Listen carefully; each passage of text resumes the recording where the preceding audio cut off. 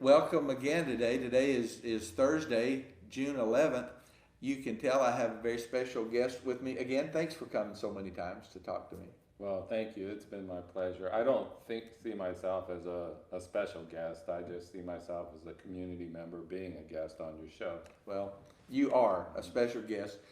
This is Mike Johnson, the superintendent of Crestwell School District. Just yesterday, I was talking to one of our citizens here in town, and they came right up to me and thanked me for my vlogs, and they said, I've watched every one where you were interviewing the school, and of course that's just like music to my ears. Um, this is this is the end officially tomorrow, I believe, the end of the current school year. So, Yep. what's your year been like here as our superintendent? Yeah, that's a loaded question. Yeah, it is. Well, when we started out the year, we had a lot of hope and dreams.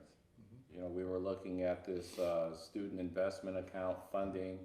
We were going through the strategic planning process to address the needs and in response to the community engagement and what we felt we needed in our schools to have significant improvements to increase student achievement and success. And we laid out a pathway for that, and it's still there. That's our vision. So we'll continue on that. But that was the big work at the time. That's probably the biggest thing that a district can take on, is how do you develop a community vision for your schools? And we put a lot of hours in that, not knowing that we were getting ready to hit, a wind of adversity in our faces. And so had to kind of regroup, get some wind in our sails to go into the storm of this COVID-19 crisis, the pandemic. And it's been a really a sweet year at the beginning, as I described in my letter to the staff, and then a little bit of bitterness with the end of the school year. But still, in the face of that, bright spots coming out of this. Um, do you have? I'm sure we do have a letter here that you've written to your staff, and I noticed right off that you spend a good bit of time praising key individuals. I know if you start naming names, then if you forget somebody, it gets to be a pretty ugly thing. But in general, how has your staff stepped up in this adversity? I would say phenomenal, exceptional when I look at what's happening across the country in other districts and even within our state and our own county. I just feel really fortunate to be working with the people I'm working with. Our leadership team, I've mentioned them several times to you and to others. They just have put in countless hours of planning to respond to this crisis and also to prepare for next year. Our special services team, led by Amy Aguero and Dawn Marie Stanwell and Catherine Dumas, they have been just exceptional with getting to our kids with, that need a little extra support to address their needs and help them move right along with the learning.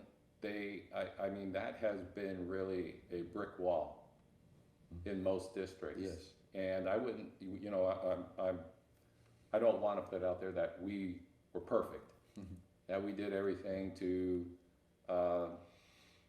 the highest level of learning. But it's not for lack of effort or continuing to try. The determination of that team to support every kid or find a way to do that, to go out of their way beyond the call of duty to make that happen. I just can't say enough about them. As we've been in distance learning, the gap of learning for our students who have those higher needs has increased. But it's because of the conditions we're in. It's not due to the people that are working with us for the district and working with the kids. They are exceptional people. Yeah. They've done an exceptional job.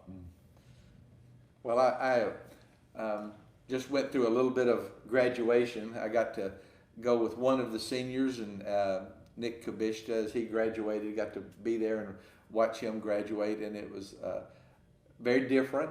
At the end of it, I did say, man, I wish I could have gone through my graduation in 15 minutes. That would have been pretty cool. But then they had the parade, and we have that big the video that's with all of the speeches and everything.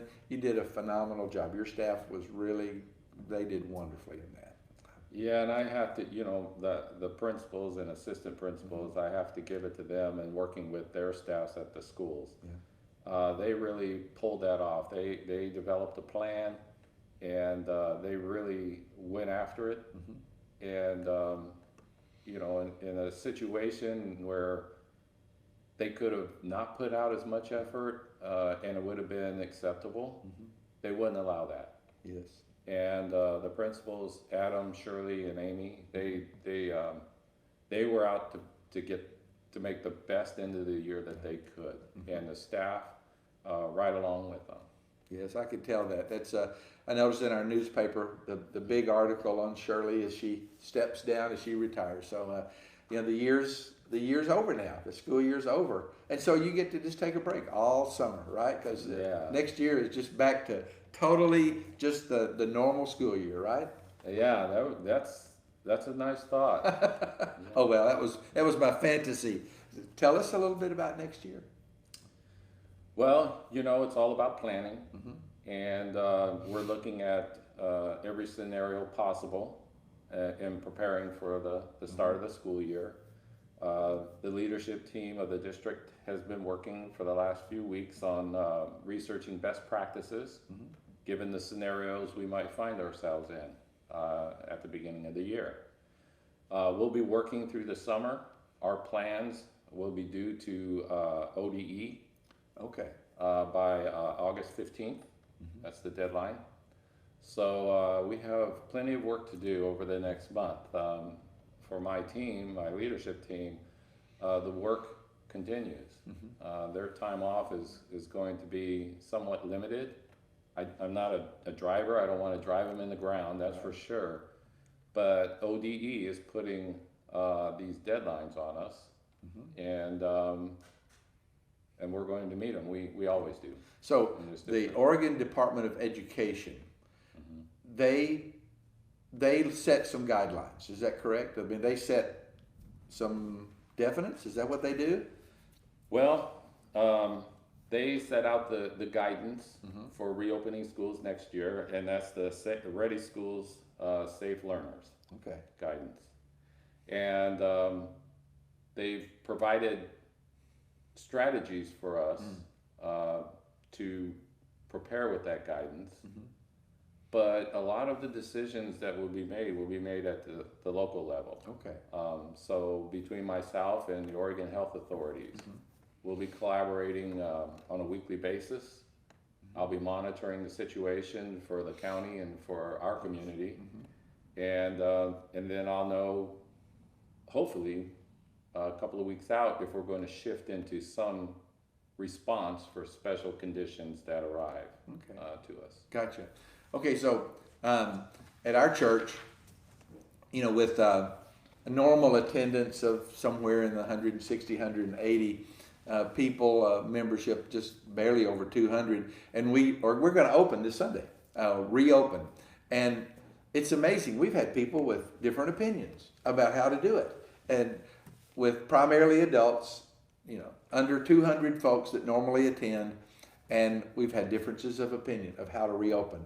I'm guessing that there's a bajillion possibilities that are told to you on just about a daily basis by people that have a great idea. So I understand you have some options that you've looked at about what reopening could look like.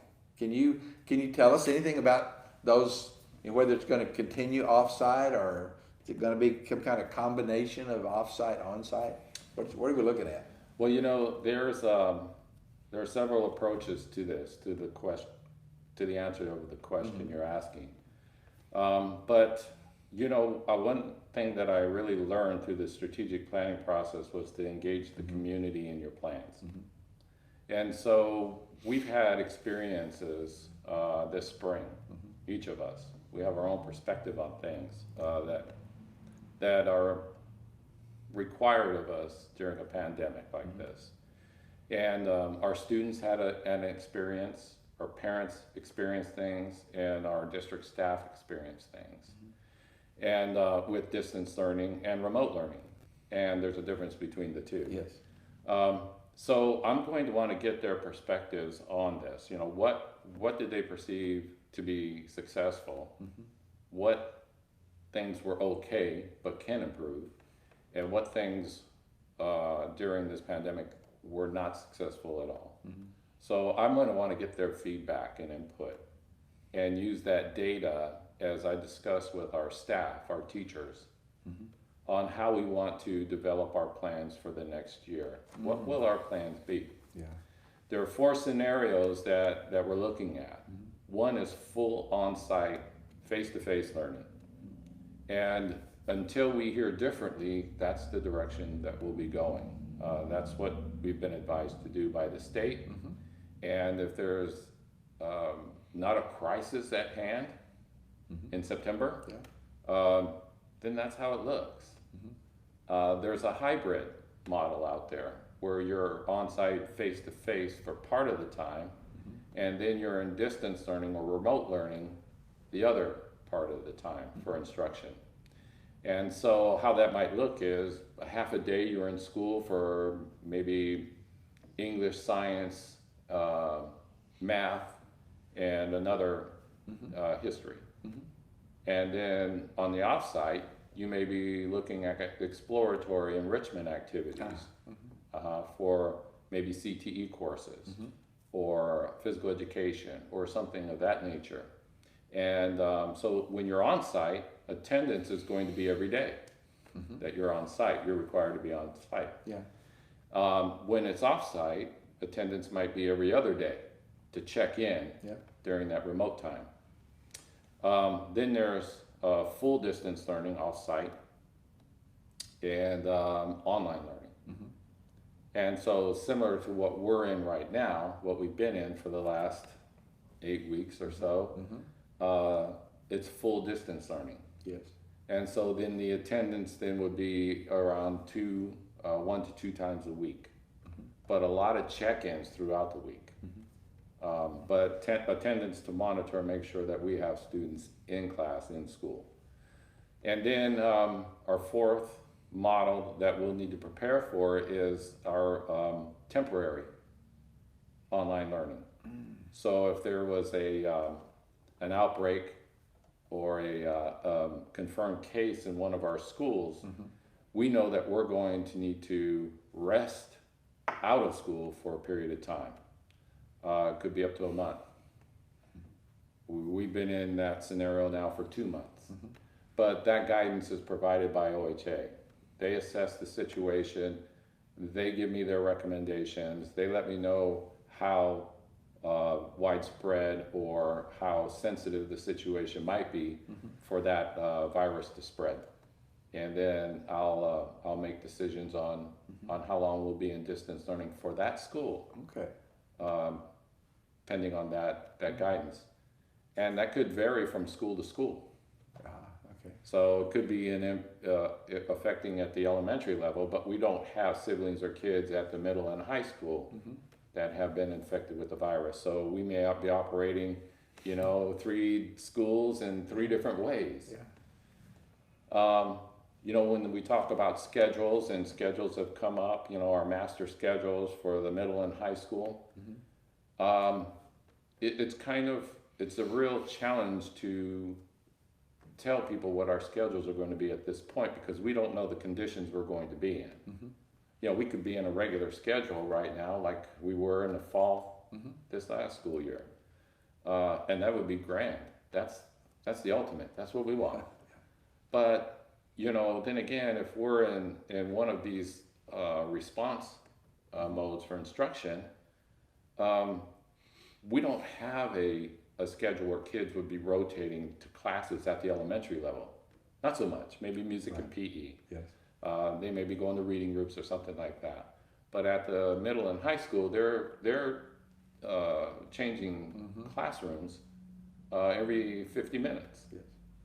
So we need to have a plan for that on how we can restrict them to their cohorts, which is what the guidance talks about, is maintaining consistency in cohorts and not having kids traveling from one cohort to another cohort because there's a risk there of spreading the virus. And so, yeah, you know, there's a lot to look at here, and I think what the Oregon Department of Education has presented us with this guidance is anything under the sun that could be involved or impact schools with this virus.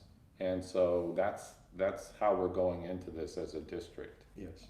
I noticed that in the past, even before you were a superintendent here, and I'm sure you've had it happen at schools, when we had not pandemics, but when we had epidemics of different kinds of flu viruses that would overtake our schools, that we would get involved in some kind of massive sanitization process.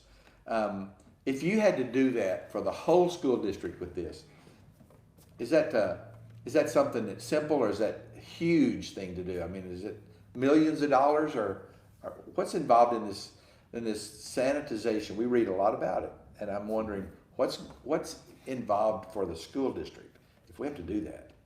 So when the governor gave the order to shut down schools on March 13th, I immediately contacted Joel, and we set up a plan on how we were going to deep clean our schools to disinfect them, completely sanitize them. And so we called in our custodial crew and said, hey, this is something that we have to do, this emergency. And within a week, we had all 3 schools deep cleaned and sanitized. That was a lot of hours, and we have really manual means, you know, archaic. I mean, it's like get a spray bottle, clean it. Yeah. There are things out there like disinfectant foggers, big machines. They look like leaf blowers, and they come in and you blow the disinfectant around. That's what we'll need. Wow. That costs money, several $1,000s per fogger. Sure. But we need that to make it safe if that were to happen. So we're on a waiting list now to get sanitation foggers, and that will speed up the process, and it will require less man hours to get that work done. And so we have to think efficiently and in the most effective ways. Yes. Okay, so you mentioned reducing this cohort issue where kids aren't bumping into everybody from school. I know that in the classrooms where I've watched that we have typically from 20, 21 students up to 32 students in a classroom. I know that for our church building, we had to take the number of square feet in that room, divide it by 35 square feet per person, and come up with an occupancy. I'm assuming that you have some of those guidelines for the fall. We do. In fact, those very same guidelines, 35 square feet per student or per person in a classroom. And we've mocked up some classrooms, Joel has, and his crew. And on an average classroom, that means 15 kids. Ooh, okay. That's about a little over half of what we currently have in a classroom. That means we'll need 2 classrooms to accommodate 1 classroom with kids in the new normal or abnormal, however you want to look at it. And we simply don't have that classroom space. Not only that, if one teacher is going to be in a classroom with 15 kids, we need another teacher in a classroom with the other 15. Yes. So now we're cloning teachers because we don't have the resources. You know, we're heading into a funding crisis statewide, $465 million. That results in about 300 million to public education. Yes. And for us that's a deficit of $200,000 to $300,000, actually 250 to 350,000. And so, in the midst of a funding crisis now, the resources that we need to accommodate the guidelines have increased beyond what they were before we had a funding crisis. So we're really in a predicament here of high needs for increased resources, but a funding shortfall. Ooh, okay, so you see, I mean, we haven't touched a lot of the whole concepts of how to get attendance. I mean, you've talked about them, but there's a lot of other questions. Another whole area is transportation. What's going to happen about? Is everybody going to be forced to bring their own kids to school, or what's happening? Transportation is the one area where we really don't have an answer for it. When you're in the 6-foot distancing in a bus, and our buses, you know, if we have a 50 student bus, that's going to get us down to 10 to 12 kids on a bus. And we don't have the resources to go out and buy another fleet of buses. The fleet that it would take, I mean, that would mean 4 buses for what a normal bus load would haul. You know, if we'll just say we staggered our school day and we had half the kids in the morning, and then in the afternoon they were in remote learning, and then in the afternoon we had group B, and they were in the morning remote learning. Now we have additional transportation runs to get students. So you have fuel costs that skyrocket. Fuel costs, but we need more bus drivers. Yes. And we need to hire more bus drivers. That's additional costs. And then we still need more buses because we don't have enough buses, even if we stagger our day, to accommodate the number of kids, 650 kids a day. So, and if we go to an AB day, this is one of the strategies out there, is we have all kids in, or half the kids in on Monday, the other half Tuesday, and then we alternate days AB. Okay, now we have 650 kids a day, rather than 650 a shift. And we're still in the same predicament with transportation. We need more buses, we need more bus drivers, because we have to transport those kids at 10 to 12 a bus. That doesn't take into account what we're going to do for lunch. Yes. Because now we have to have 2 lunches. And, you know, are we going to send them all with bag lunches? We can send them home with it. And then when the kids come in, they pick up a bag lunch, you know, or a hot lunch in a bag, and take it to the classroom. The cohort you mentioned, what the guidelines say is limit the movement from the cohorts while they're on campus. So if we have 4 classes, we'll just say it's a half day of school, we have 4 classes at the middle level, and that kid or a student would be moving to each of those 4 classes in a half day every 50 minutes, and where the guideline is to limit them to 1 cohort. Well, we have to rethink some things, and Brianna was speaking about it earlier. Are we going to have the teachers now rotate to the classrooms? Because the kids, we don't want them rotating to other groups and mixing up in those. I mean, you know, there's really a lot to think about it. Sure. Just a few other questions. What's going to happen about sports? I noticed that, you know, I have a son that plays football, and he's already said he's had from the coaches, you know, we're gonna try to have summer staying in shape or getting into shape. When are we going to know about sports? Well, we've been advised by our insurance carrier and also the Oregon Department of Education that we're still under the Governor's Order 2020, which means that until June 30th, there is not to be any activities on school grounds. We don't invite any, we don't have any conditioning, no coaching, nothing. Gotcha. And depending on where the order goes after June 30th, will let us know what we're going to do with athletics to prepare for the fall. The Oregon Schools Athletic Association is collaborating with the Oregon Health Authority on what that would look like if we were to have students return to the campus for their activities, athletics and activities. And that guidance will be coming out within the next couple of weeks. Okay. Our insurance carrier, all insurance carriers for schools now, have distanced themselves from insuring against this virus. So communicable diseases, or COVID-19, can spread on a school campus. Very likely that it would when you start bringing all these people back together.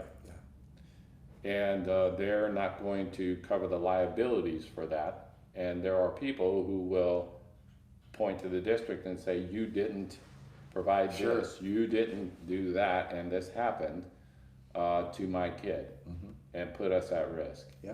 Well, we don't have a liability for that now. So do we really want to put ourselves at risk in July and August in that way, knowing that that's the scenario we're in?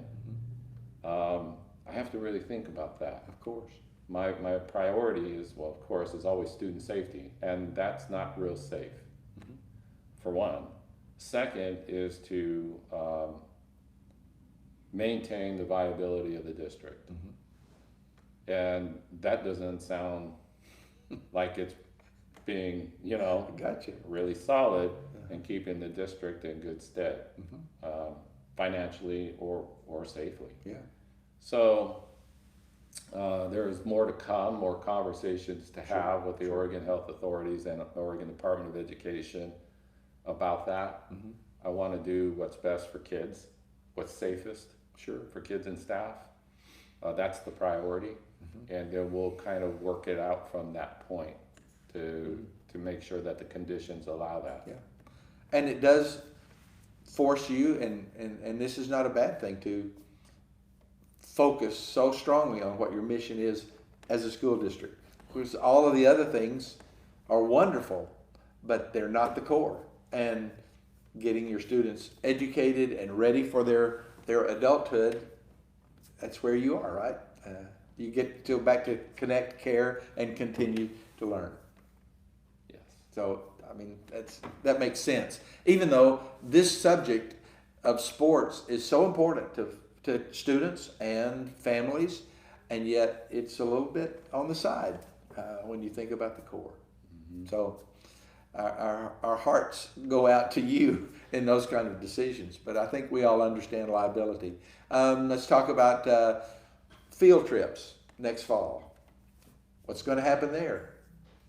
Got any ideas? I can see 15 kids apart down to the creek to do some, There you marine go. biology, some kind of thing that way. Yeah. I'm not really sure. I want kids to have those experiences outside the school. Maybe we do those virtually. Yeah. There's some very creative classrooms going on online, Yes. and some dynamic speakers and presenters that you can bring into a virtual classroom. And then spin your lesson off of the essence of the message Yes. that's coming from that classroom or that speaker. I mean, now that we're looking at online instruction, the possibilities are endless. We can go across the globe Yes. and look at economic situations in another country and study about that, and or the agriculture impacts Yes. of countries out there, and what is fresh water availability in any given region Yes. in any country.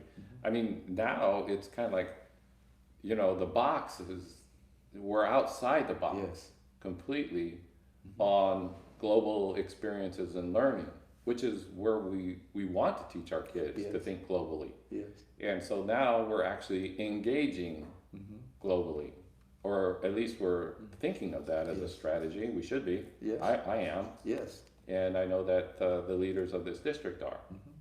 So we're kind of excited about that piece, about going into the learning worldwide. Well, I know you mentioned earlier about getting community involvement, and so my last question was going to be, how can we help? But I think you answered that. You want some community involvement. I do, yes. We're ready. I think our community is ready to do anything that is needed of us, because I believe so firmly this is our school district.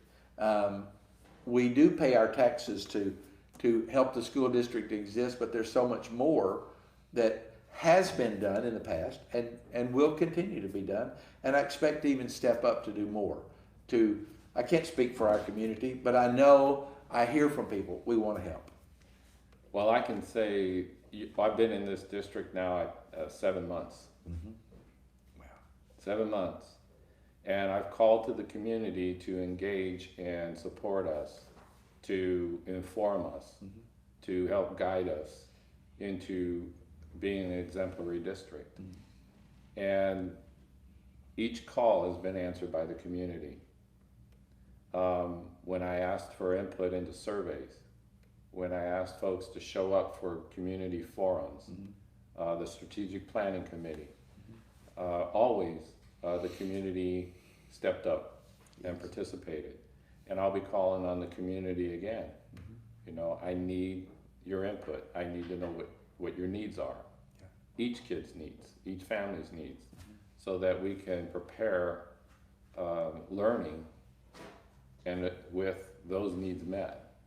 And that's going to be critical for the planning of this scenario. But also it's going to help us to plan for the future when we're not in a pandemic. Yes. I mean, this thing about global learning isn't something that we're going to let go of when the Yes. pandemic's gone. I mean, this is a new world for us to explore and really get into with our kids. Mm-hmm. That's exciting. Mm-hmm. That's new Yes. stuff that we want to continue to bring to our kids. Mm-hmm. Well, I think that's a phenomenal thing, and so I simply will state, any way that we can help, we want to, because there's too much at stake for our kids and the future of our town and our state and our country and our world. We are all in it. This is not something that only Crestwell is facing. The whole world is facing this, and so we must be thinking globally. Again, thank you so much for talking to me today. I appreciate it. My pleasure. Yeah. And I think before we go, I'd just like to say to all the parents out there, I really appreciate you. You have stepped up into this as well and leaned into it to focus on what's best for kids. And I just can't say how much I appreciate the support of this community. It means everything to me. And I know to our district staff. We really feel it. We really feel supported by you. Thank you very much. You take care. God bless you. I want to end by telling you, if you're part of our community of faith, now's the time that you need to be praying for our school district leaders and for our school district. We need to be involved in helping every way we can. God bless you. I'll talk to you tomorrow.